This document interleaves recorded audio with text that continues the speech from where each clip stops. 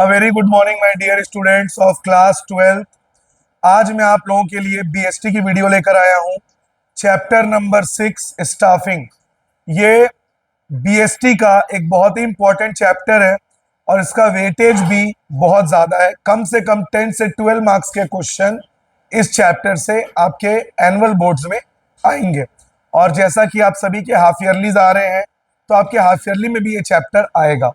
तो इस चैप्टर में हम स्टाफिंग को स्टडी करेंगे। सबसे पहले हमें समझना पड़ेगा ये स्टाफिंग क्या होता है। स्टाफिंग का मतलब होता है लोगों को जॉब देना। लेकिन यहां पे कई स्टूडेंट्स को लगता है जॉब देना ही सिर्फ स्टाफिंग है। सिर्फ जॉब देना ही स्टाफिंग नहीं है।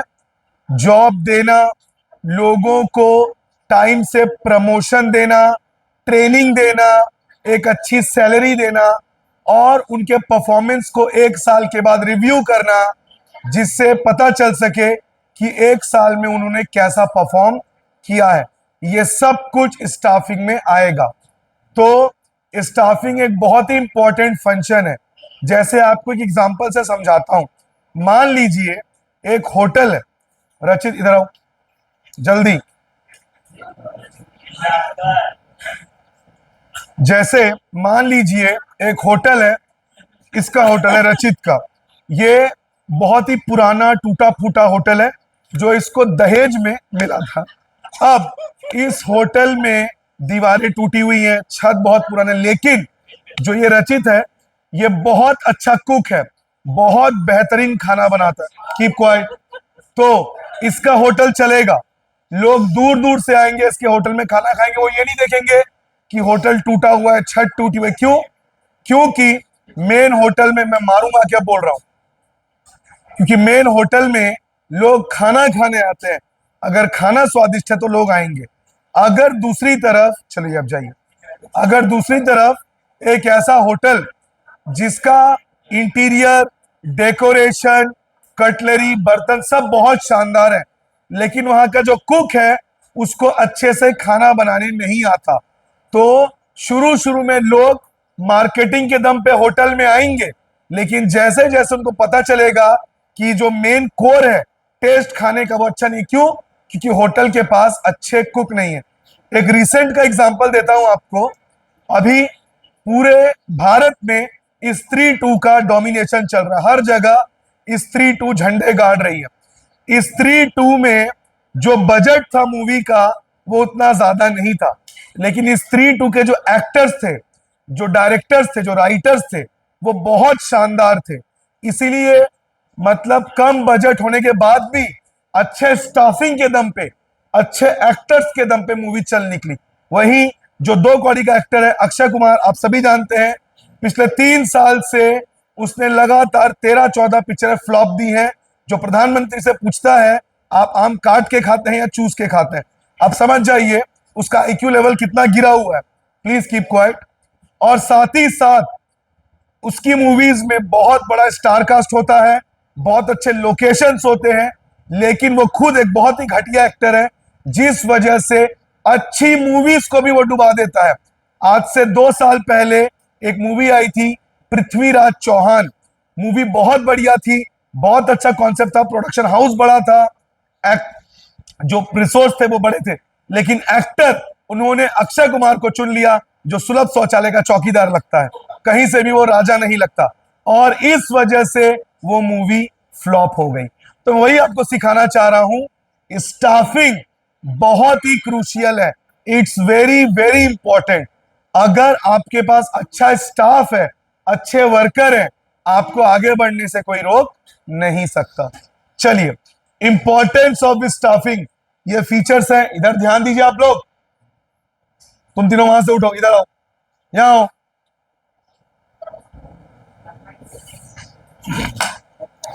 ये 7 पॉइंट्स हैं इंपॉर्टेंस ऑफ स्टाफिंग के। पहला, filling the role by competent personnel, मतलब जो वेकेंट पोजीशन है, जो खाली पोजीशन है कंपनी में, उसमें किसी काबिल आदमी को आपको जॉब पे रखना है। अगर मान लीजिए, पल्लवी चुप हो जाओ, अगर आपके दुकान में एक सेल्समैन की जगह खाली है, तो आपको किसी ऐसे सेल्समैन को रखना पड़ेगा जो काबिल है। अब सोचिए, कोई साड़ी की दुकान में साड़ी लेने आया और सेल्समैन बोल रहा है लेना है तो ले, नहीं तो पतली गली से निकल ले, तो क्या उसकी दुकान में कस्टमर आएंगे? नहीं आएंगे। तो आपको अपने शॉप में या अपने फैक्ट्री में काबिल लोगों को रखना पड़ेगा। जैसे स्टीव जॉब्स, जब उन्होंने एप्पल छोड़ा था, एप्पल लगातार लॉस पे जा रहा था। फिर एप्पल में उन्होंने एप्पल को रिवाइव करने के लिए स्टीव जॉब्स को वापस अपॉइंट किया गया और उन्होंने अपने एक्सपीरियंस के दम पे वॉकमैन बना के एप्पल को रिवाइव किया। मतलब अगर अच्छा स्टाफ होगा, अच्छा वर्कर होंगे, तो एक ऐसी कंपनी जो डाउनफॉल में जा रही है वो भी रिवाइव हो जाएगी। Number 2, placing right person at the right job. Arpit बाहर आई है जल्दी, कीप क्वाइट। ये जो पॉइंट है, सही आदमी को सही जगह पे रखना। अब जैसे फॉर एग्जांपल, ये हमारे सामने 6 फीट का मुस्तंडा है अर्पित, ठीक है, फिजिकली बहुत ही पावरफुल है। अब अगर मैंने इसको इंग्लिश बिल्कुल भी नहीं आता और मैंने फैक्ट्री में या मैंने अपने प्रेमाइसेस में इसको बिठा दिया रिसेप्शन में, एगा का खाबे ऐसे करके बात करेगा, फिर तो हो गया। लेकिन अगर इसको फैक्ट्री में मैंने फिजिकल जॉब दिया, सामान को इधर से उधर ले जाना, तो ये आराम से कर लेगा। मतलब जो जिसका टैलेंट है उसको वैसा काम आपको देना है। जाइए, तो ये है placing right person at the right job. एक और एग्जांपल देते हैं, बहुत ही फनी एग्जांपल होगा। हर्ष बाहर आइए।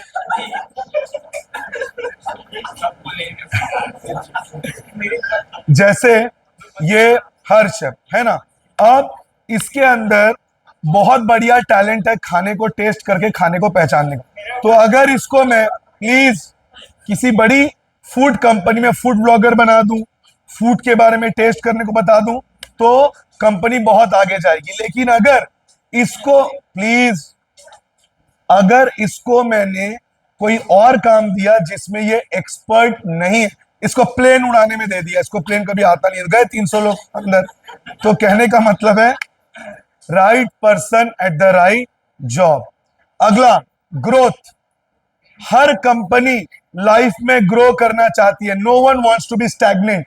तालाब का पानी सड़ जाता है क्योंकि वो एक जगह रहता है, नदी का पानी लगातार फ्लो हो रहा है इसलिए वो अच्छा है। तो कोई भी बिजनेस, आज अगर वो 100 करोड़ कमा रहा है, वो क्या चाहेगा? कल भी 100 करोड़ कमाए, कल वो 150 करोड़ चाहेगा, परसों 200 करोड़ चाहेगा। इस तरह से वो चाहेगा अपनी कंपनी को आगे बढ़ाए। आज उसके पास 200 वर्कर है, कल उसके पास 2000 वर्कर हो। और ग्रोथ कैसे पॉसिबल है? आपके पास अच्छे वर्कर्स की टीम होनी चाहिए। अगर आपके पास अच्छे वर्कर की टीम नहीं है, अच्छे से काम नहीं होगा, परफॉर्मेंस अच्छी नहीं होगी, प्रॉफिट नहीं होगा, और प्रॉफिट नहीं होगा तो बिजनेस में आगे नहीं बढ़ा जाएगा। आप नया ब्रांच ओपन नहीं कर पाओगे। क्यों? क्योंकि आपके पास अच्छे वर्कर नहीं है, तो प्रॉफिट नहीं हो पाएगा, प्रॉफिट नहीं होगा तो पैसा नहीं आएगा, पैसा नहीं आएगा तो आप नया ब्रांच कैसे ओपन करोगे? तो कंपनी के नए ब्रांचेस ओपन करने के लिए भी आपको स्टाफिंग चाहिए। 4, मैक्सिमम यूटिलाइजेशन ऑफ रिसोर्सेस। अब मान लीजिए बहुत बढ़िया होटल है, बहुत बढ़िया रेस्टोरेंट है, एकदम फ्रेश वेजिटेबल्स और फ्रेश सी फूड लाके रखा गया है, लेकिन जो कुक है उस रेस्टोरेंट में वो नहीं आ रहा है पिछले 2 दिन से। तो उतना शानदार खाने को बनाने के लिए हमने किसी एमेच्योर कुक को रख लिया जिसको उतना अच्छा खाना बनाने नहीं आता। तो जितना भी बढ़िया खाना था उन सबको वो वेस्ट कर देगा, क्योंकि उसको उस काम में एक्सपीरियंस नहीं था। लेकिन अगर वहां पे मैं किसी प्रोफेशनल कुक को रखता तो क्या उन रिसोर्सेस को वो वेस्ट होने देता? नहीं देता। आज जो यूथ है इंडिया का, एक बहुत बड़ा प्रॉब्लम फेस कर रहा है अनएम्प्लॉयमेंट का। पढ़े लिखे लोग हैं, टैलेंट है, डिग्रियां है, लेकिन जॉब नहीं है। जॉब नहीं है तो उनका जो टैलेंट है वो वेस्ट हो रहा है। दुनिया में सबसे बड़ा रिसोर्स होता है ह्यूमन रिसोर्स, यानी आदमी का टैलेंट। एक पढ़ा लिखा व्यक्ति, उसके टैलेंट का तब यूटिलाइजेशन होगा जब उसको जॉब मिलेगा, जब वो स्टाफिंग में आएगा। लेकिन अगर उसको जॉब नहीं है, उसके पास स्टाफिंग नहीं है, तो फिर कैसे चलेगा? इसीलिए स्टाफिंग देने से, उसको काम देने से जो टैलेंट है वो वेस्ट नहीं होता, बल्कि वो यूटिलाइज होता है। Competition, edge over your competitor. अब मैं ये आपको समझाता हूं। हाँ, ओझा और आकाश बाहर आइए। अरे आइए ना, अब मैं आपको कंपटीशन समझाता हूँ। जैसे मान लीजिए ये दो स्कूलों के, ये दोनों प्रिंसिपल है, शक्ल से नहीं लगते पर एज्यूम कर लीजिए ये दोनों दो स्कूल के प्रिंसिपल है, ठीक है। और मैं एक टीचर हूं, जैसे आप जानती हैं मैं एक टीचर हूं। अब ये मुझे अच्छी सैलरी ऑफर कर रहा है, ये मुझे सैलरी ऑफर कर रहा है, पर उतनी सैलरी ऑफर नहीं कर रहा जितनी सैलरी ये ऑफर कर रहा है। तो मैंने इसके स्कूल को ज्वाइन किया और अच्छे टीचिंग के दम पे स्टूडेंट्स और पेरेंट्स के बिलीफ को हमने जीता और ज्यादा स्टूडेंट्स और पेरेंट्स इनके स्कूल में आए। क्यों? Because of staffing. इनका स्कूल बहुत अच्छा, इंटीरियर, एसी भी लगा हुआ है, सब कुछ है, लेकिन इन्होंने रूपक सर को नहीं चुना, इसीलिए ये पीछे हो गए। और इन्होंने मुझे चुना तो इनको एज मिल गया, मतलब कंपटीशन में इन्होंने इनको पीछे छोड़ दिया। वैसे जोक्स अपार्ट, अगर आपके पास अच्छे वर्कर हैं आप दूसरों को हरा सकते हो। आप खुद देखिए, पिछले 4 साल में आप चले जाइए, जो बॉलीवुड मूवीज थी वो लगातार फ्लॉप्स हो रही थी, जबकि साउथ की मूवीज हिट पे हिट हो रही थी। रीजन? अच्छे एक्टर्स, अच्छे राइटर्स, अच्छे प्रोड्यूसर्स, अच्छे स्टाफिंग के दम पे उन्होंने बॉलीवुड को कंपटीशन में पीछे कर दिया। तो यह है स्टाफिंग का पावर। अगला, इंप्रूव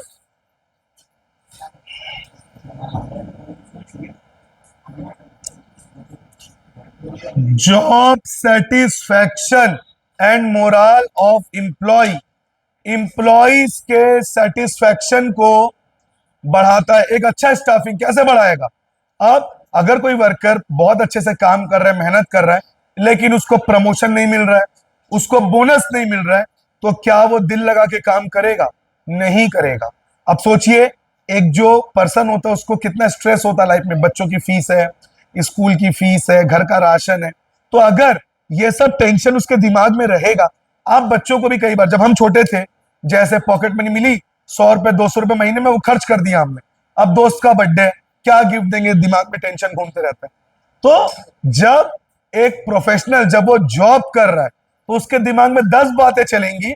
अगर उसको अच्छी सैलरी नहीं मिल रही है, मैं घर का रेंट कैसे दूंगा, बिजली का बिल कैसे दूंगा। लेकिन अगर उसको प्रॉपर सैलरी दे रहे हैं, प्रॉपर उसको प्रमोशन दे रहे हैं, बोनस दे रहे हैं, तो उसके दिमाग में कोई स्ट्रेस नहीं होगा।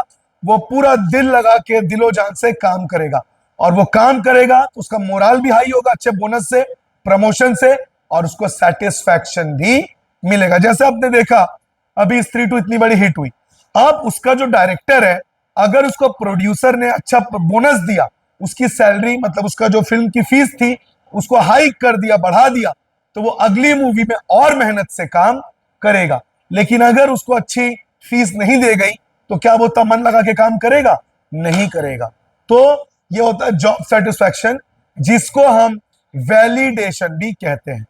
आगे, की टू अदर फंक्शंस।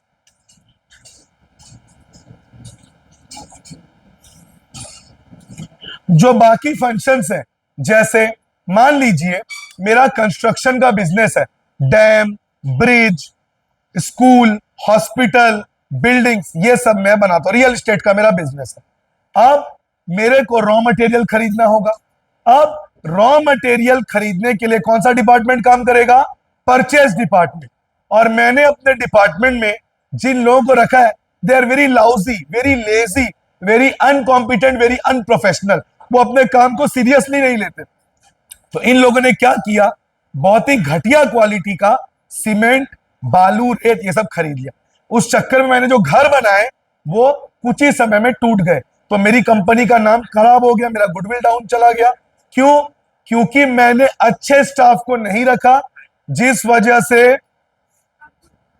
बाकी जो फंक्शंस थे वो डैमेज हो गए। मतलब जो बाकी फंक्शंस है, कंट्रोलिंग, आपका मैनेजिंग, परचेज, सेल्स, ये सब कुछ मैनेजमेंट किस पे डिपेंड करेगा? स्टाफिंग पे। क्योंकि आपका मेन है वर्कर्स को चुनना। अगर आपने वर्कर्स ही खराब चुन लिए तो आने वाले काम तो खराब ही होंगे। आपका बहुत अच्छा मूवी का आइडिया है, लेकिन आपने एक्टर्स, राइटर्स सबको थर्ड क्लास चुना। आपने सिंगर चुना नेहा कक्कड़ के भाई को, टोनी कक्कड़ को, ठीक है ना। आपने म्यूजिक डायरेक्टर चुना तंदूरी नाइट्स देने वाले हिमेश रेशमिया को, तो आप समझ जाइए क्या घटिया मूवी बनेगी। लेकिन अगर आपने ए आर रहमान को म्यूजिक डायरेक्टर लिया, आपने यश को एक्टर के तौर पे लिया, तब समझ जाइए क्या बॉम्ब एक्सप्लोड होगा बॉक्स ऑफिस पे। इसका मतलब अच्छा वर्कर आप चुनेंगे, अच्छे स्टाफ को रखेंगे, तो बाकी फंक्शंस भी अच्छे होंगे। लेकिन अगर आपने स्टाफिंग ही गड़बड़ कर दिया तो परचेजिंग, सेलिंग, एडवर्टाइजिंग सब कुछ बहुत खराब हो जाएगा। मैं आपको एक रिसेंट एग्जांपल देता हूं। आप सभी ने हॉलीवुड मूवी अवतार देखी होगी। अवतार और एक और था planet of the apps, Hollywood की बहुत ही अच्छी मूवीज है। उसमें जो एक्शन डायरेक्टर है, जो मौका के एक्सपर्ट है, अभी एक मूवी बन रही है रामायण, जिसमें रणबीर कपूर राम भगवान का रोल कर रहे हैं, जिसमें यश रावण का रोल कर रहे हैं, साई पल्लवी सीता मां का रोल कर रही है, और सनी देओल हनुमान का रोल कर रहे हैं। पिछली बार इन्हीं बॉलीवुड वालों ने घटिया मूवी बनाई थी आदि पुरुष। कोई रिसर्च वर्क नहीं था, कुछ नहीं था, मूवी को ग्रीन स्क्रीन में शूट करके उन्होंने ले आया और मूवी बहुत ही घटिया निकली। लेकिन अब जो मूवी बन रही है, आप सोचिए इसके पीछे कितना रिसर्च हो रहा है। रणबीर कपूर अमेरिका जाके ट्रेनिंग ले रहे थे कि डायलॉग डिलीवरी कैसे करनी है। और जो मैंने अभी नाम लिया दो मूवीज का, अवतार और आपका प्लैनेट ऑफ द एप्स, इनके जो एक्शन डायरेक्टर है वो 2 साल के लिए इंडिया आए हैं। ये परसों की बात है, 2 साल के लिए वो इंडिया आए हैं और 2 साल वो रुकेंगे। और 2 साल तक जो रामायण में जो वानर सेना थी उसके एक्शन सीक्वेंसेस को वो डायरेक्ट करेंगे, और ये ऑस्कर विनिंग डायरेक्टर। तो अब समझ जाइए किस लेवल का रिसर्च वर्क हो रहा है। तो जब आपने इतना अच्छा स्टाफ चुना है तो मूवी तो अच्छी बनेगी। तो ये हो गया इंपॉर्टेंस ऑफ स्टाफिंग। इसके बाद HRM, human resource management. Bharat सरकार में इसकी एक अलग मिनिस्ट्री भी है, मानव संसाधन मंत्रालय, जिसको कहते हैं ह्यूमन रिसोर्स मैनेजमेंट। और इसमें क्या कहते हैं, CBSE जो आपके बोर्ड एग्जाम्स कंडक्ट कराती है, NTA नेशनल टेस्टिंग एजेंसी जो नीट, IIT जैसे एग्जाम्स कंडक्ट करती है, मतलब हमारे देश का बहुत ही रेप्यूटेड जो एग्जाम्स होते हैं वो इसके अंडर में आते हैं। और बिजनेस फर्म्स में ह्यूमन रिसोर्स मैनेजमेंट एक अलग से डिपार्टमेंट होता है जिसका काम है वर्कर्स का पूरा सिनॉप्सिस रखना। किस वर्कर को अपॉइंट करना है, कौन से डिपार्टमेंट में किस वर्कर को रखना है, कैसे वर्कर काम करेंगे, कितने दिन की छुट्टी ली जाएगी, वर्कर्स की सैलरी क्या होगी, प्रमोशन का क्राइटेरिया क्या होगा, यह सब कुछ किसमें आ जाएगा, ह्यूमन रिसोर्स मैनेजमेंट। ठीक है। जो छोटे फर्म्स होते हैं उसमें यह अलग डिपार्टमेंट नहीं होता, लेकिन जो मल्टी मिलियनर फर्म्स होती हैं जैसे रिलायंस हो गया, सैमसंग हो गया, टाटा हो गया, उसमें यह अलग से डिपार्टमेंट होता है। अगर आपने 3 इडियट्स देखा हो, उस 3 इडियट्स में मूवी के क्लाइमैक्स में जब राजू को वो जॉब ऑफर करने के लिए 3 लोग इंटरव्यू लेते हैं, तो वो जिस कंपनी से आते हैं वो कौन सा डिपार्टमेंट था, ह्यूमन रिसोर्स मैनेजमेंट। तो इनका पहला काम क्या है, human resource planning. What does it mean, to estimate the number of workers required in the firm. यह पता लगाना कंपनी में कितने वर्कर चाहिए। अंडर स्टाफिंग और ओवर स्टाफिंग दोनों खराब है। अगर आपने ज्यादा वर्कर रख ली, बेकार में उनको सैलरी देना पड़ेगा, और अगर आपने कम वर्कर रखे तो फिर उनके ऊपर काम का बर्डन ज्यादा हो जाएगा, वो ओवर बर्डन हो जाएंगे और उनका परफॉर्मेंस अच्छा नहीं होगा। तो पहले आपको रिक्वायरमेंट निकालनी पड़ेगी, कितने वर्कर चाहिए और किस टाइप के वर्कर चाहिए। अगर आपका होटल है तो हॉस्पिटैलिटी सेक्टर का एक्सपर्टीज आपको चाहिए। अगर आपका फार्मेसी का बिजनेस है आपको मेडिकल एक्सपर्ट चाहिए। अगर आपका टेक्सटाइल का बिजनेस है तो आपको कपड़ों के एक्सपर्ट चाहिए। एम्प्लॉइंग पीपल, मैंने पहले ही बताया था, इसका मेन काम होता है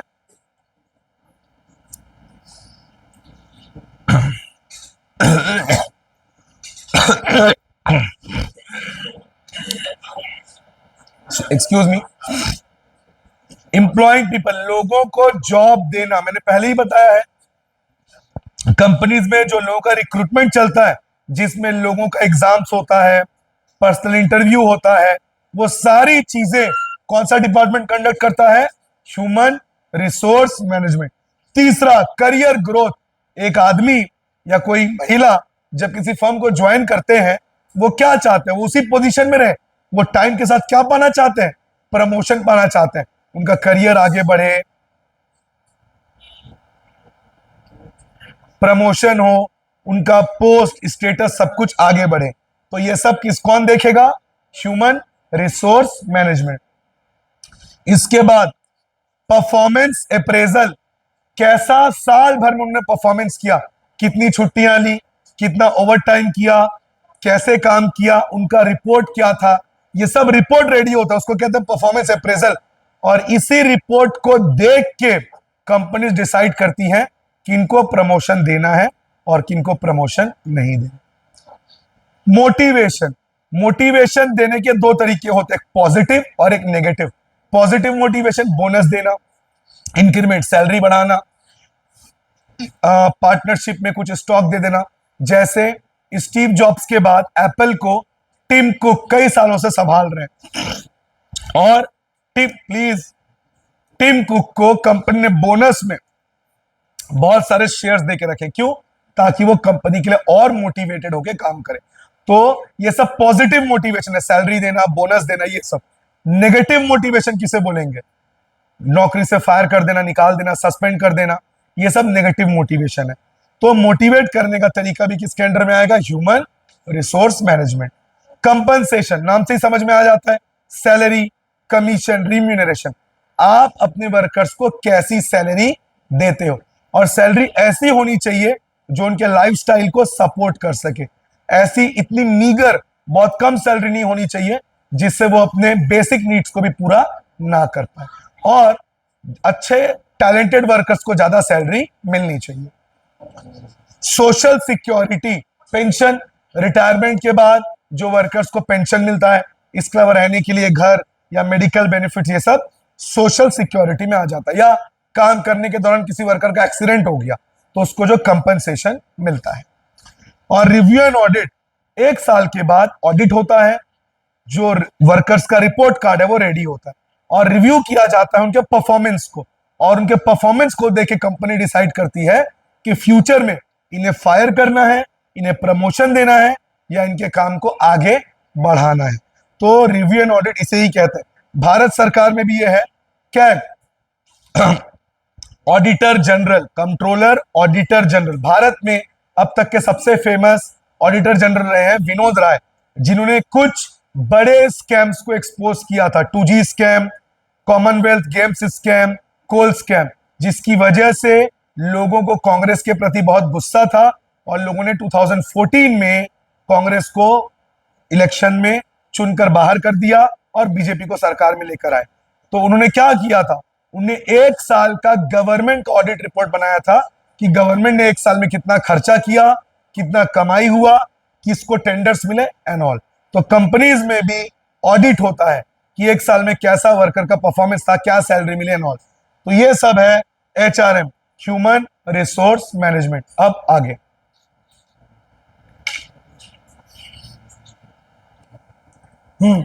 अब हम लोग पढ़ेंगे स्टाफिंग प्रोसेस। जैसे खाना बनाने का एक प्रोसेस होता है कि सब्जी को पहले आप धोएंगे, फिर उसको पील ऑफ करेंगे, काटेंगे, छीलेंगे, मसाला कूटेंगे एंड ऑल। उसी तरह स्टाफिंग में भी एक प्रोसेस होता है, कैसे वर्कर्स को लाएंगे, उनको कैसे इंडक्ट करेंगे कंपनी के अंदर, उनका कैसे ट्रेनिंग होगा, क्या प्रोसेस है वो। तो नंबर 1 पे है एस्टिमेटिंग मैन पावर रिक्वायरमेंट। सबसे पहले आपको पता करना है आपकी कंपनी में आपको कितने और किस टाइप के वर्कर्स चाहिए, how many workers and the kind of workers you need. मैंने पहले भी बताया था, अगर होटल है तो हॉस्पिटैलिटी सेक्टर के वर्कर चाहिए, अगर आपकी कार फैक्ट्री है तो ऑटोमोबाइल सेक्टर के वर्कर चाहिए, अगर आपकी क्लोथ फैक्ट्री है तो टेक्सटाइल एक्सपर्टीज के वर्कर चाहिए। तो सबसे पहले यह जानना जरूरी है कितने और किस टाइप के वर्कर्स आपको चाहिए। नंबर, इसी के अंदर देखिए workload analysis, workforce analysis and comparison. Workload analysis, workload में हम ये देखते हैं कंपनी में कितने वर्कर्स अभी फिलहाल जरूरी हैं, how many and which type of workers are needed, इसको करेंगे वर्कलोड एनालिसिस में। वर्कफोर्स में हमारा जो एग्जिस्टिंग वर्कर्स है, मतलब हमारे पास कंपनी में जो पहले से वर्कर्स काम कर रहे हैं, हम उनको देखेंगे कि कहीं कोई वर्कर ओवरबर्डन तो नहीं है, किसी के ऊपर काम का ज्यादा प्रेशर तो नहीं है, या अंडर बर्डन, कोई वर्कर के पास कम काम तो नहीं है। और थर्ड, कंपैरिजन वर्कलोड और वर्कफोर्स। वर्कलोड में क्या देखा हमने, कितने और किस टाइप के वर्कर चाहिए। वर्कफोर्स में हम क्या देख रहे हैं, जो एग्जिस्टिंग वर्कफोर्स है वो सफिशिएंट है या नहीं। और लास्ट में दोनों को कंपेयर करके देखेंगे और कितने वर्कर्स को अपॉइंट किया जाए या कुछ वर्कर्स को ले ऑफ, जॉब से निकाला जाए। जैसे गूगल ने अभी कुछ समय पहले 25,000 वर्कर्स को जॉब से निकाला। इसका मतलब उन्होंने वर्कलोड और वर्कफोर्स को एनालाइज किया, एआई को देखा, अभी आर्टिफिशियल इंटेलिजेंस से बहुत सारे काम हो रहे हैं, तो उन्होंने देखा कि हमारे पास एक्सेस वर्कर है, तो उन्होंने उन सभी वर्कर्स को जॉब से निकाल दिया। Recruitment, recruitment is a positive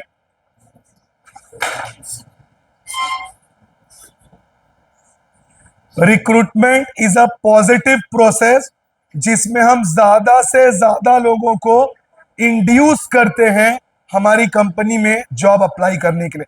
जैसे पेपर में आप ऐड देते हो, टीवी में ऐड देते हो, तो recruitment is a positive process where you induce people, आप लोगों को इंड्यूस करते हो कि वो आपकी कंपनी में जॉब के लिए अप्लाई करें, और इसके लिए आपको पेपर में या टीवी में या नेट में आपको ऐड देना पड़ेगा।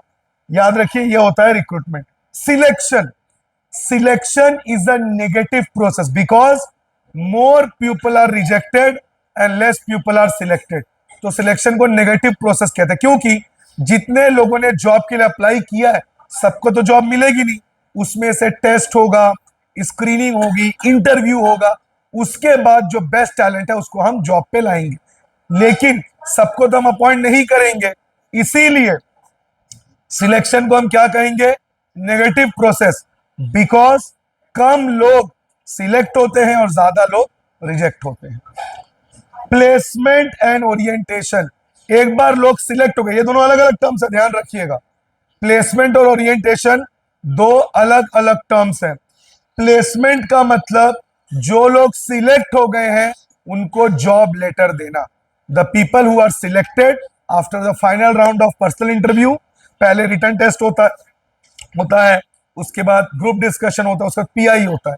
इन सभी को क्लियर करके एक और मेडिकल टेस्ट भी होता है, बहुत अनएथिकल है, मेडिकल टेस्ट तो नहीं लेना चाहिए, लेकिन मेडिकल टेस्ट भी होते हैं बड़ी बड़ी कंपनीज में। और इन सभी टेस्ट के बाद जो कैंडिडेट क्लियर कर लेता है उसको हम जॉब ऑफर करते हैं, जिसमें हम लोगों को जॉब लेटर देते हैं, उनका कॉन्ट्रैक्ट उनको बताते हैं, उनकी सैलरी कितनी होगी, ये बोनस क्या होगा, सारी चीजें हम उनको बताते हैं, वो आ जाएगा प्लेसमेंट।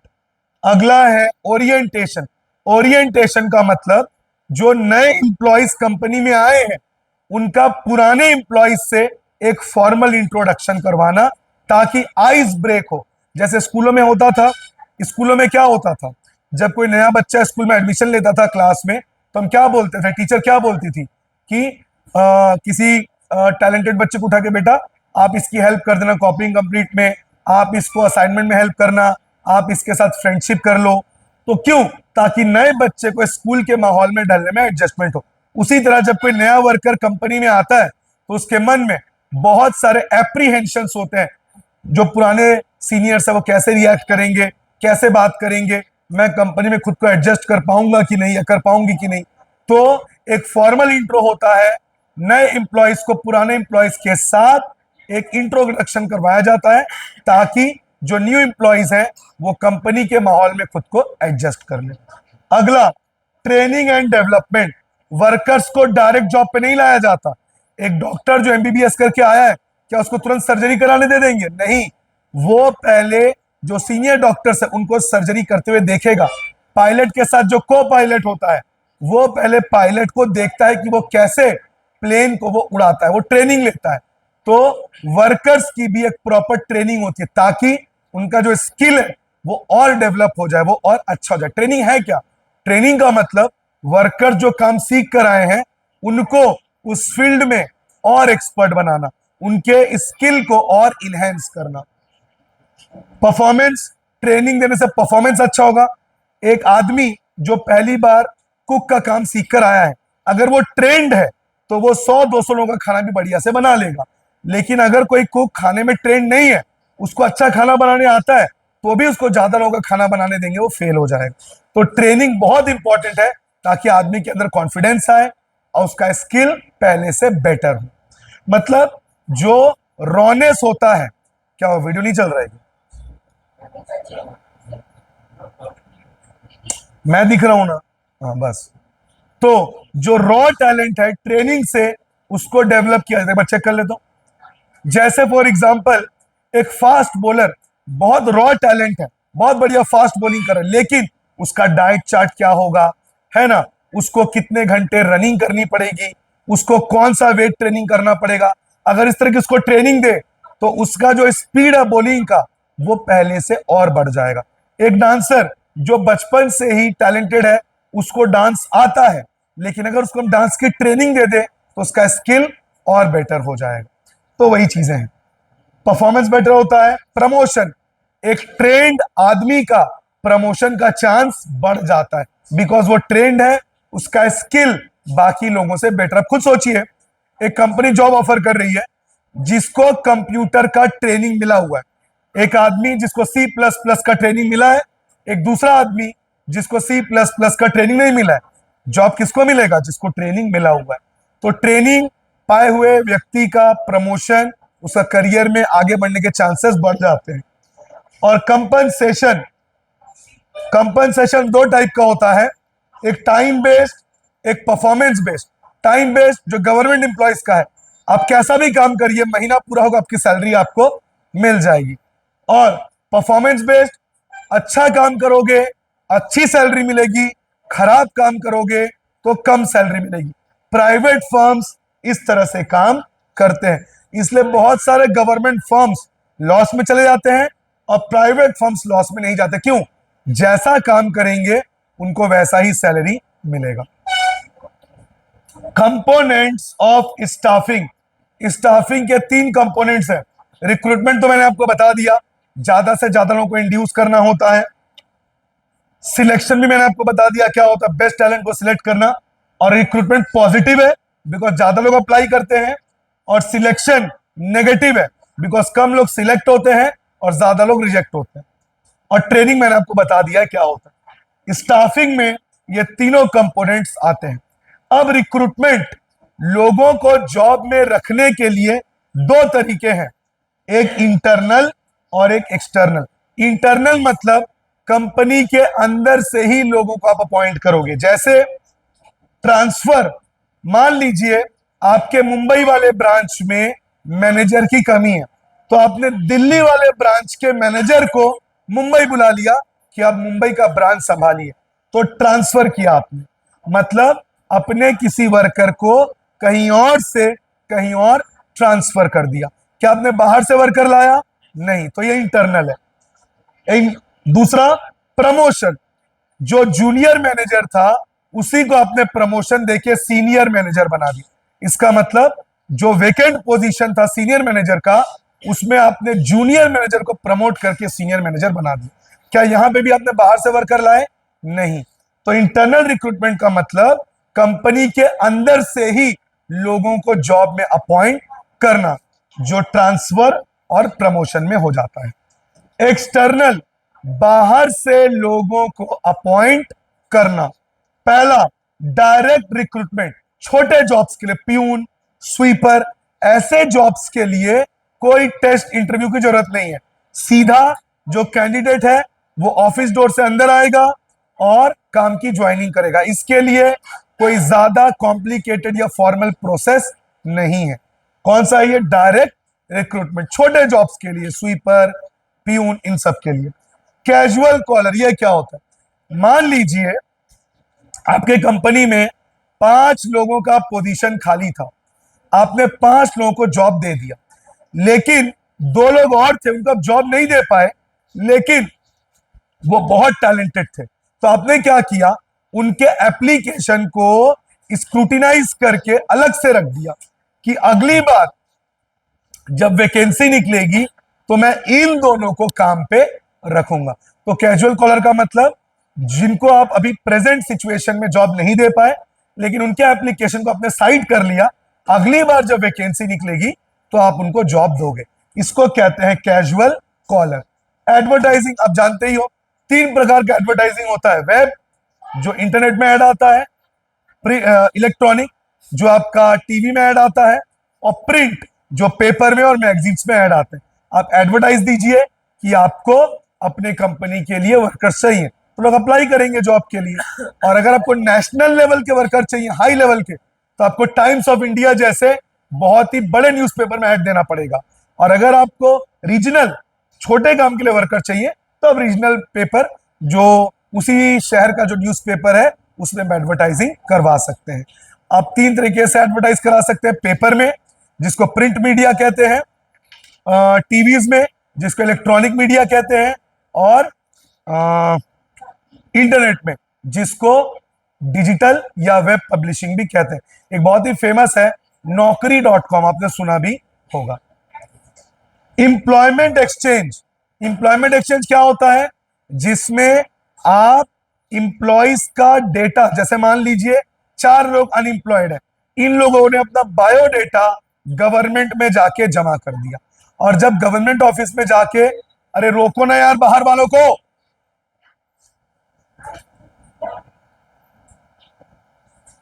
ये अपना बायोडेटा जो है 4 लोग गवर्नमेंट को दे देंगे अपना बायोडेटा, और बायोडेटा देने के बाद गवर्नमेंट इन डेटास को अलग अलग कंपनीज को शेयर कर देगी।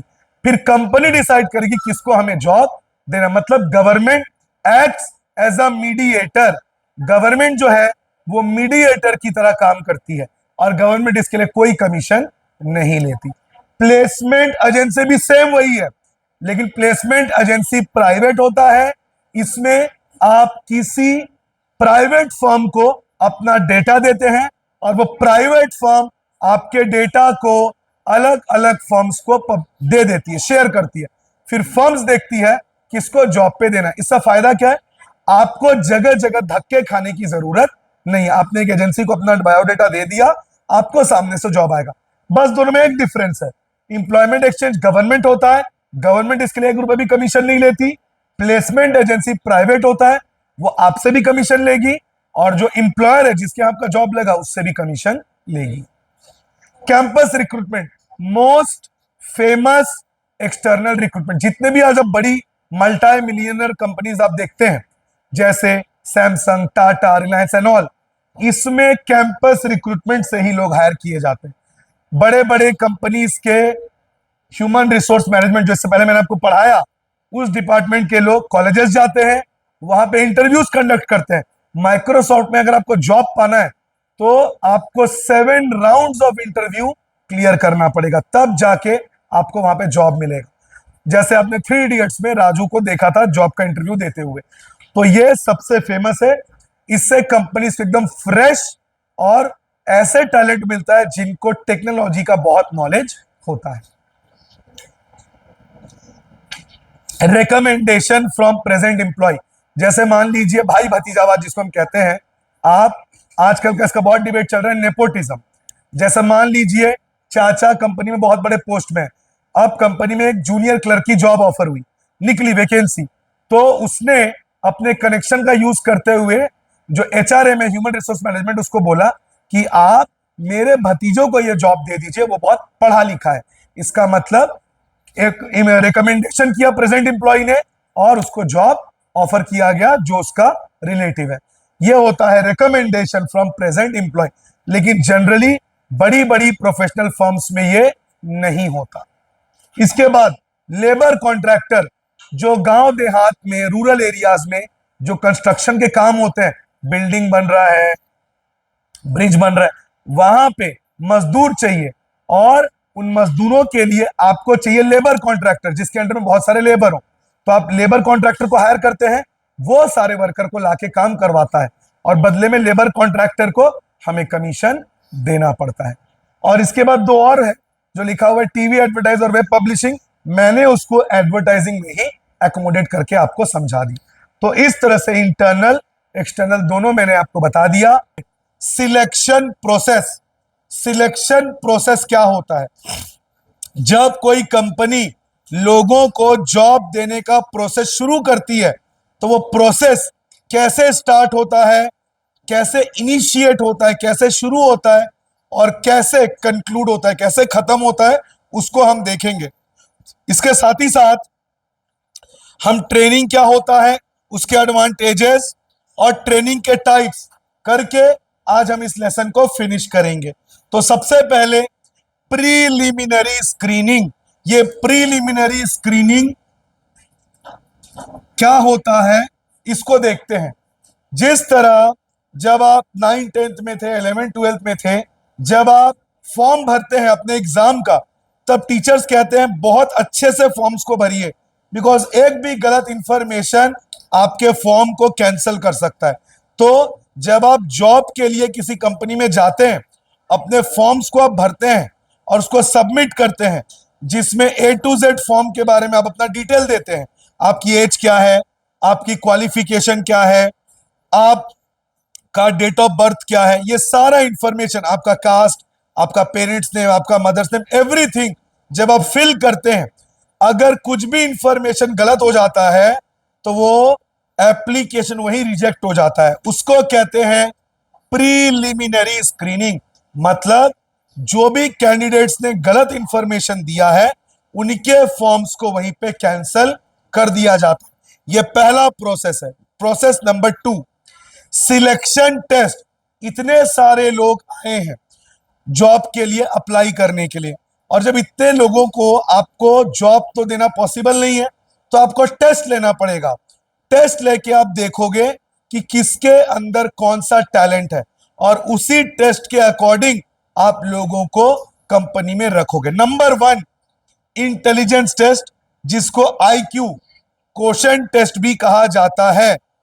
इंटेलिजेंस में यह देखा जाता है किसी इंसान का IQ लेवल कितना है, वो प्रॉब्लम्स को कितना अच्छे से हैंडल कर सकता है, उसके अंदर कॉमन सेंस या मुश्किल समय में चीजों को हैंडल करने की कैपेबिलिटी कितनी ज्यादा है, उसको कहेंगे इंटेलिजेंस टेस्ट। इसके बाद आता है एप्टीट्यूड टेस्ट। एप्टीट्यूड टेस्ट में यह देखा जाता है कि आपकी लर्निंग एबिलिटी कितनी फास्ट है। जैसे कई लोग 4 बार में कोई एक डांस स्टेप सीखते हैं। जैसे फॉर एग्जांपल मैं अगर डांस की बात करूं, आप सभी जानते हैं फिल्म लाइन में सबसे अच्छे डांसर ऋतिक रोशन, और सबसे खराब डांसर्स में सनी देओल का नाम आता है। तो अगर कोई डांस स्टेप ऋतिक जी को दिया जाए, वो शायद 1-2 बार में उसको कैच कर लेंगे। मतलब डांसिंग का उनका जो एप्टीट्यूड है वो बहुत हाई है। और सनी देओल को अगर आप 10 बार भी सिखाएं, शायद वो सीख ना पाए। मतलब डांसिंग को लेकर उनका एप्टीट्यूड थोड़ा सा लो है। तो कंपनीज ये देखती हैं कि नई चीजों को लर्न करने का, कंप्यूटर और भी कई चीजें हैं, टेक्निकल चीजें, उनको लर्न करता कौन सा एम्प्लॉय कितना फास्ट है। पर्सनैलिटी में आदमी का ओवरऑल बिहेवियर चेक किया जाता है। जैसे कहते हैं आदमी को बहुत बिजनेस में या प्रोफेशन में इमोशनल नहीं होना चाहिए, तो इमोशनल टेस्ट, इमोशंस, प्रॉब्लम्स, ये सारी चीजों को देखकर देखा जाता है। अलग अलग कंडीशंस इंप्लॉय के सामने रखे जाते हैं और उनसे पूछा जाता है कि आप कैसे रिएक्ट करेंगे। जैसे आप लोगों ने वो 3 इडियट्स मूवी देखी होगी, उसमें एम्प्लॉयर राजू से पूछता है कि आपके जवाब बहुत ज्यादा ब्लंट है, आप बहुत ज्यादा रफ जवाब दे रहे हैं, अगर आपने खुद को थोड़ा सा काम किया, आपने मतलब ऐसे जवाब दिए जो थोड़े से हमको खुश करें, तो हम आपको जॉब दे देंगे। तो राजू ने क्या किया, उसने बोला बहुत मुश्किल से मेरे लाइफ में मुझे कॉन्फिडेंस मिला है, आप अपनी जॉब रख लीजिए, मैं अपना कॉन्फिडेंस रख लेता हूं। और उन्होंने कहा बाद में कि कई एम्प्लॉयज, कई ऐसे स्टूडेंट्स होते, कैंडिडेट जो बोलते ठीक है सर आप जैसा कहेंगे मैं वैसा करूंगा। तब कंपनी को समझ आएगा ये तो ऐसा एम्प्लॉय है जो हाँ में हाँ मिलाता है, मतलब इसका अपना कोई पॉइंट ही नहीं है, ये तो कंपनी के मुश्किल हालात में बॉस अगर इसको थ्रेटन करेगा ये हाँ में हाँ मिला देगा। तब उन्होंने समझा नहीं, ये जो राजू है इसका अपना व्यू पॉइंट है, ये इसको अपने नौकरी जाने का भी डर नहीं है, तो ये बहुत ही ईमानदार आदमी होगा, तो इसकी पर्सनैलिटी अच्छी है, इसको जॉब दे देते हैं। तो इसी तरह से अलग अलग कंडीशन देकर इंप्लॉय का मेंटल टेस्ट किया जाता है कि मेंटल वो कितना टफ है। कई लोग होते हैं जो मेंटली वीक होते हैं, जो क्रम्बल कर जाते हैं, टूट जाते हैं प्रेशर में, और कई लोगों को प्रेशर एक मौका देता है अपने टैलेंट को दिखाने का। तो यह आ जाता है personality test. Trade test, trade test में देखा जाता है आपके पास जो स्किल है वो कितना अच्छा है। जैसे कोई बोल रहा है मेरी इंग्लिश बहुत अच्छी है, तो उसका इंग्लिश टेस्ट ले लेंगे। कोई बोल रहा है मेरा कंप्यूटर का एक पर्टिकुलर चीज का नॉलेज बहुत हाई है, तो उसका टेस्ट ले लेंगे। कोई बोलेगा कि मेरा कम्युनिकेशन स्किल, बातचीत करके सामने वाले को इन्फ्लुएंस करने का, कन्विंस करने का नॉलेज बहुत ज्यादा है, तो उसका वो वाला टेस्ट ले लेंगे। तो ट्रेड टेस्ट लेकर देखा जाता है कि जो जॉब के लिए आया है कैंडिडेट, उसके पास कैसा टैलेंट पहले से है।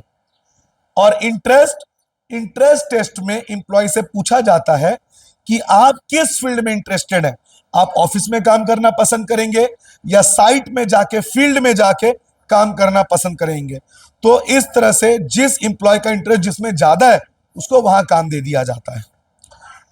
तो इन टेस्ट को क्लियर करने के बाद, ये सारे चीज रिटन टेस्ट होते हैं, इनके बाद पर्सनल इंटरव्यू, पर्सनल इंटरव्यू लिया जाता है। ये तो सब टेस्ट है। इन टेस्ट को जब आप क्लियर करेंगे, जैसे क्यूबिक आपने देखा होगा कौन कितना जल्दी क्यूब बना लेता है, वो क्यूबिक भी एक तरह का टेस्ट होता है ना।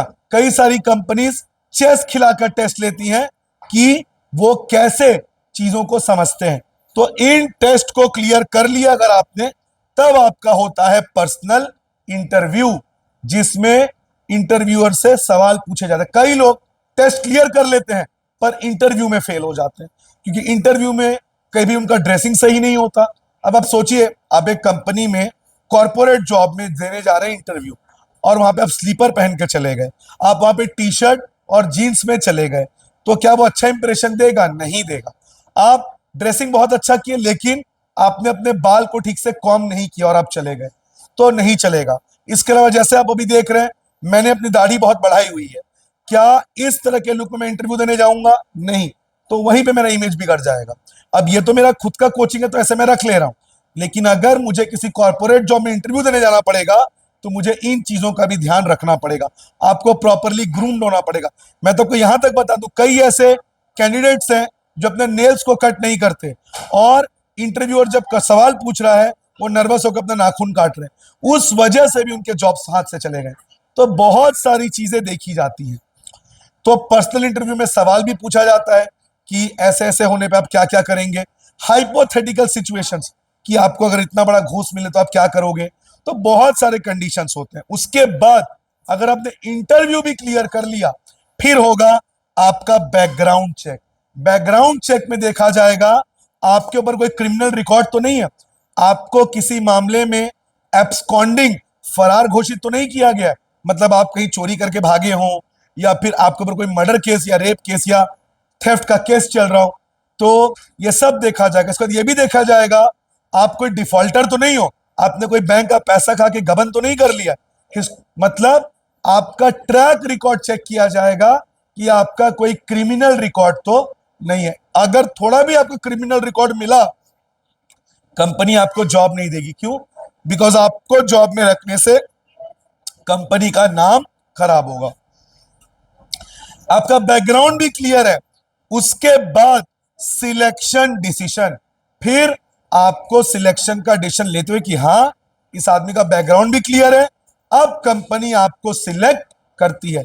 लेकिन ध्यान रखें, अभी भी आपको जॉब ऑफर नहीं मिला, आप सिलेक्ट हो गए हैं। इसके बाद मेडिकल एग्जामिनेशन, आपका मेडिकल टेस्ट किया जाएगा। यह बहुत अनएथिकल है, मतलब ये करना सही नहीं है, लेकिन बड़ी बड़ी कंपनियां ये करती हैं, मेडिकल टेस्ट लेती हैं। कहीं आपको एड्स तो नहीं है, आपको ब्लड कैंसर तो नहीं है। अगर आपको कोई बड़ी क्रोनिक डिजीज मिली, कंपनी आपको जॉब नहीं देगी। कंपनी को लगेगा कि आप हेल्दी नहीं है, आप कंपनी के लिए काम नहीं कर पाएंगे, तो कंपनी आपको जॉब नहीं देगी। मतलब सिलेक्ट होने के बाद भी अगर आपका मेडिकल एग्जाम आपने क्लियर नहीं किया, आपका जॉब रिजेक्ट हो जाएगा। तो मेडिकल एग्जाम के बाद अगला है जॉब ऑफर। मेडिकल भी आपने क्लियर कर लिया, अब आपको जॉब लेटर आपके हाथ में, कि कंपनी ने आपको फॉर्मली सिलेक्ट कर लिया है, आपको इतने घंटे काम करना है, ये आपके वर्किंग आवर्स हैं, आपकी सैलरी ये रहेगी, आपको इतना बोनस दिया जाएगा, आपको साल में इतनी छुट्टियां मिलेंगी, ये सारी चीजें लिखी रहेंगी जॉब ऑफर।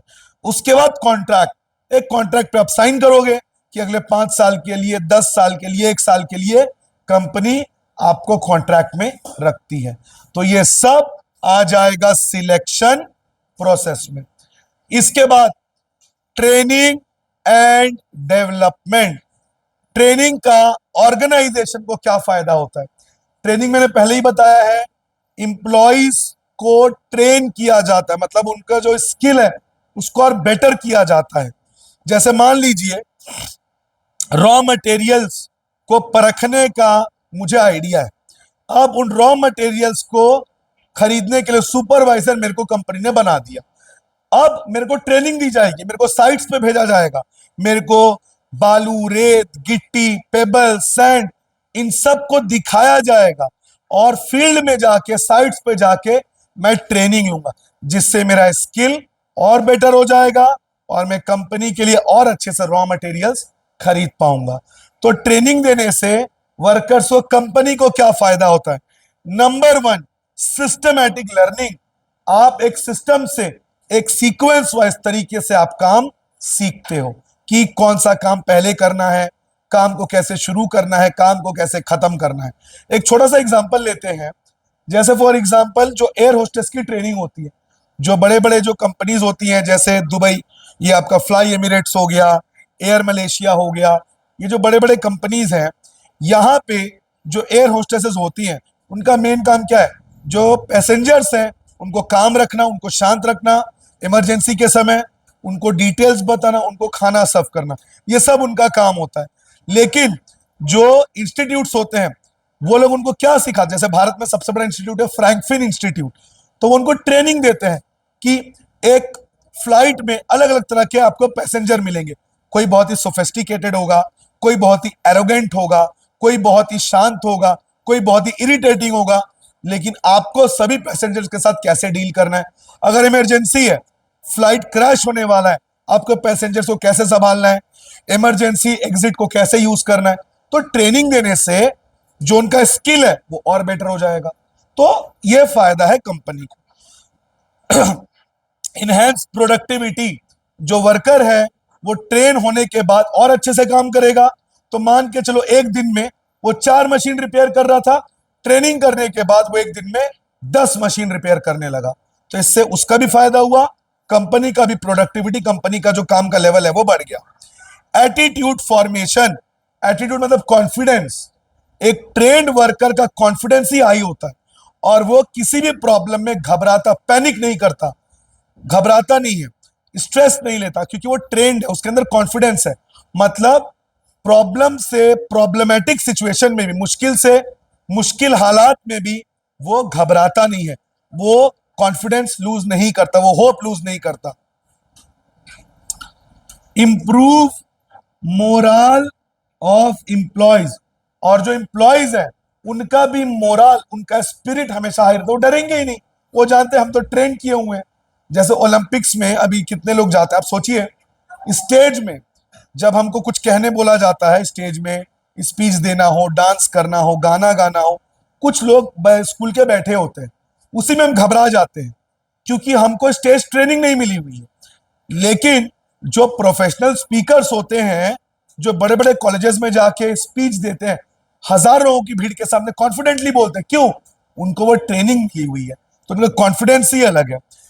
तो ओलंपिक्स में जो लोग खेलने जाते हैं वो भी घंटों ट्रेनिंग करते हैं, क्योंकि उतने सारे एथलीट्स में उनको अपना कॉन्फिडेंस खोना नहीं है।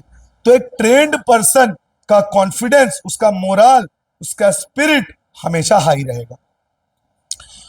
और अडेप्टेबिलिटी, सॉरी, वो किसी भी कंडीशन को ढाल लेगा। आप जानते हैं अभी मार्केट में क्या चल रहा है? एआई, आर्टिफिशियल इंटेलिजेंस, हर जगह मशीनों से काम हो रहा है, धीरे धीरे लोगों की जॉब जा रही है, बिकॉज मशीनों से काम होना चालू हो गया। आप सभी जानते हैं, जो अभी जोमेटो में आप खाना ऑर्डर करते हैं, आपके घर में डिलीवरी वाला खाना लेकर आ जाता है।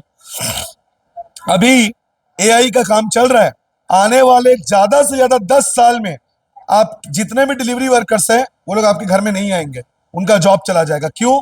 छोटे ड्रोन प्लेन्स ये घर में आके खाना डिलीवर करेंगे मशीन्स के फॉर्म में। मतलब मशीन्स का इन्फ्लुएंस हमारे लाइफ में इतना बढ़ जाएगा कि बहुत सारे लोगों की जॉब चली जाएगी। अब समझिए, इन वर्कर्स में जिन लोगों ने एआई की ट्रेनिंग ली हुई है, जॉब जाने पे भी उनको घबराहट नहीं होगी, वो नए माहौल में खुद को ढाल लेंगे। मतलब वो बोलेंगे कोई बात नहीं, हमारी जॉब चली गई, मैं एआई सीखा हुआ हूं, मैं ड्रोन प्लेन्स बना लूंगा, या फिर मैं कंपनी को बोलूंगा कि मैं ड्रोन प्लेन से खाना डिलीवर करने में आपका साथ दूंगा। मतलब यह है कि जो ट्रेनिंग लिया हुआ है वो नई चीजों को आसानी से कर लेगा। समझ गया? तो एक ट्रेंड आदमी को किसी भी चीज में डर नहीं होगा। अब मान लो एक क्लर्क है, वो पिछले 10 साल से हाथों से सब अकाउंट्स का रिकॉर्ड रख रहा है। कंपनी ने अभी अभी सारा मैनुअल वर्क हटा के मशीनों से काम करवाने का सोचा और कंप्यूटर लगवा दिए। अब क्योंकि वो कंप्यूटर का ट्रेनिंग लिया हुआ है, क्या उसको डर लगेगा? नहीं।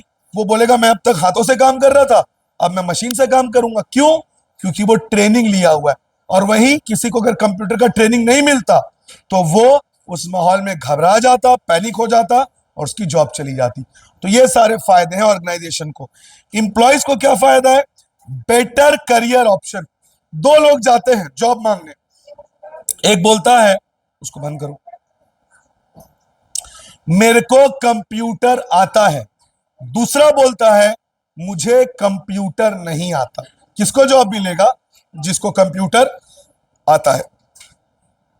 एक फिल्म बन रही है, बहुत बड़ी फिल्म बन रही है, कोरियोग्राफर को अपॉइंट करना है जो डांस सिखाएगा एक्टर्स को।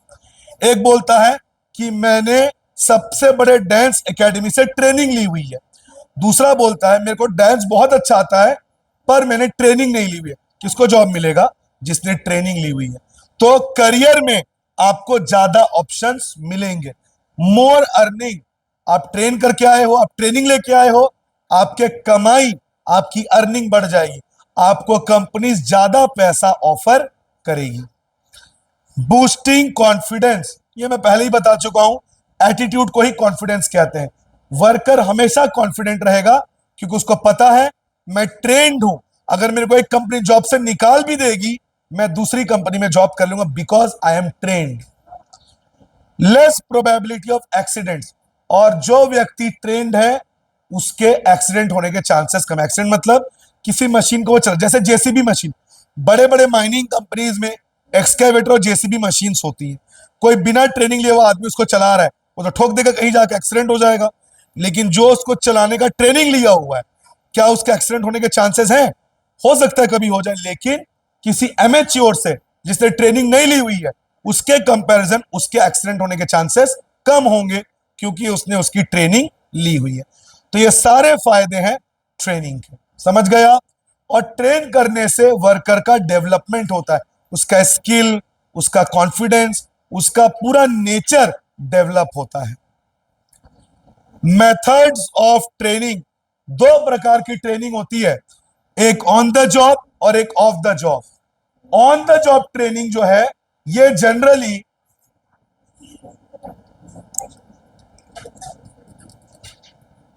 टेक्निकल होता है।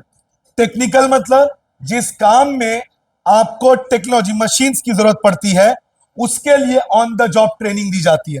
मतलब काम करते करते ट्रेनिंग। इसमें जनरल में क्या होता है, ये जो पहला मेथड आप देख सकते हैं, अप्रेंटिसशिप, मतलब एक मास्टर वर्कर होगा।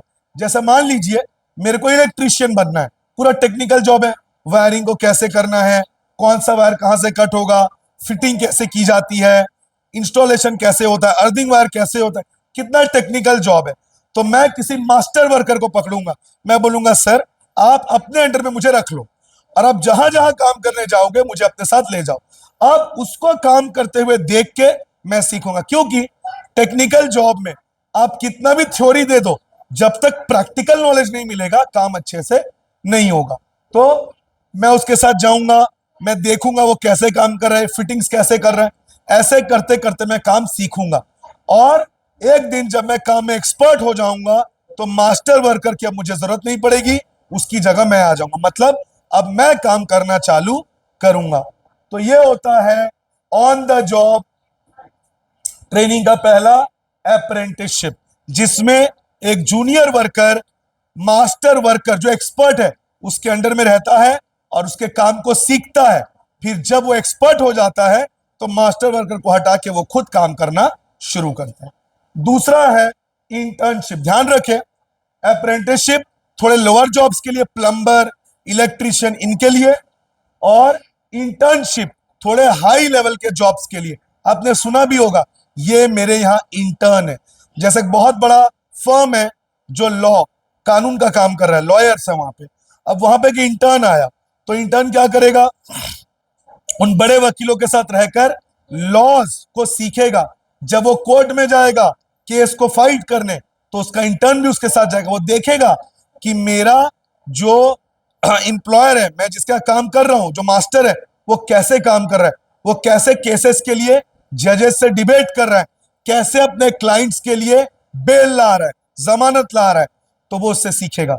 इसी के साथ साथ इंटर्नशिप में, जैसे डॉक्टर, मैं एमबीबीएस की डिग्री लेकर आया हूं, अब डॉक्टरी ऑफ सर्जरी कर रहा है, मैं उसके पास खड़े होकर देखूंगा कि वो कैसे हार्ट की सर्जरी कर रहा है, कैसे अलग अलग वॉल्व्स को सेट कर रहा है, कैसे पेशेंट को वो एनेस्थीसिया दे रहा है। ये सब मैं अपनी आंखों से देख के प्रैक्टिकल नॉलेज लूंगा। तो इसको हम कहते हैं इंटर्नशिप। इंटर्नशिप जब कॉलेज में स्टूडेंट्स होते हैं, तो बड़े बड़े जो बिजनेस हाउसेज होते हैं, वो कॉलेज के टैलेंटेड लोगों से टाई अप करते हैं और वहां से टैलेंटेड स्टूडेंट्स को लेकर अपने यहाँ इंटर्न रखते हैं। और इस इंटर्नशिप के दौरान स्टूडेंट्स को कुछ पैसा भी मिलता है, जिसको स्टाइपेंड कहते हैं। फिर रिपीट कर दूं, इंटर्नशिप के दौरान, जैसे सीए, कॉमर्स में सबसे फेमस जो इंटर्नशिप होता है वो सीए के अंडर में होता है। अब जो सीए है, उसके अंडर में रहकर आप अगर इंटर्नशिप कर रहे हैं, तो सीए आपको कुछ पैसा देगा, उसको स्टाइपेंड कहते हैं। डॉक्टर, लॉयर, ये सब स्टाइपेंड के अंडर में इंटर्नशिप में आता है। अगला इंडक्शन और ओरिएंटेशन, ये मैं पहले ही बता चुका हूं।